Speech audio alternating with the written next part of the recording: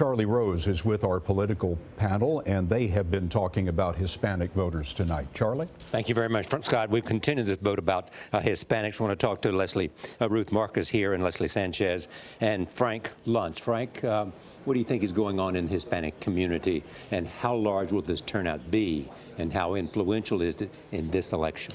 If the white community is angry, the Hispanic community is insulted. They were insulted by the language that Donald Trump used. They were insulted by the tone.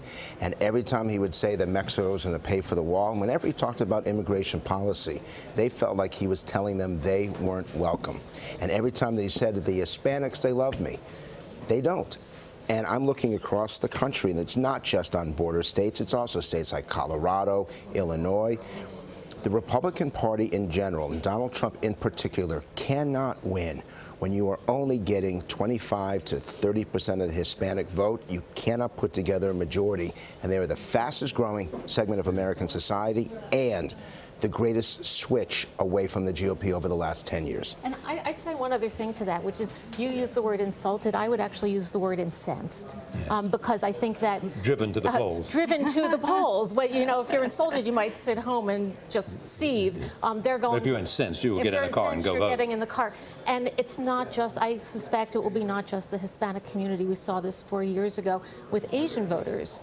Who would be typically Republican voters deserting Mitt Romney. I think you may see that again, maybe in even greater numbers this year. So when you insult kind of one ethnic minority and a bunch of immigrants, you insult even more than the Hispanic population. I think you're talking about. I think the question tonight is this going to be the largest rejection of a GOP nominee in basically recent history? Republicans have earned about 31% of the Hispanic support for the last 10 presidential elections. The question is he going to perform below that? Are we going to get in Bob Dole territory of 21%? But one thing I would caution is that big wave, what he has managed to do is unite a dormant Hispanic community that it doesn't vote in the numbers that they can. The Clinton camp is saying there's a new coalition. It includes Hispanics, and it's a larger coalition than even Obama had. And I'd say it's way too early to see that. Barack Obama made the same declaration in 2008, and then Republicans won control of the House in 2010. He made the same declaration in 2012, and the GOP won Congress and the governorships in 2014. These things are temporary.